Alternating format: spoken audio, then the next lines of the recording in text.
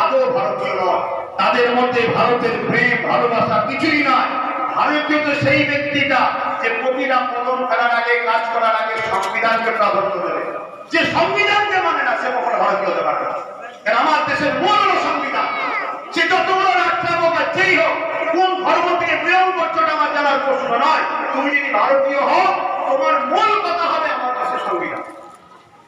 আমি গর্বিত, আমার ইসলাম আমার ধর্ম আমাকে শিখিয়েছে, তাই বুক ঠুকে বলতে পারছি আমরা যারা সংবিধানকে মানি না তারা ভারতীয় হতে পারে না।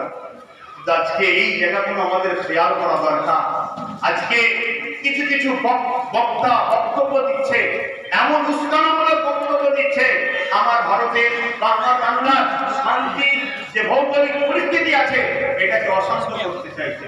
ব্রিটিশ ততদিন পর্যন্ত থাকতে পেরেছিল যতদিন বলেছিল এক্সিল রাইফেলের টুটার মধ্যে, নিশ্চয়ই আপনারা পড়েছে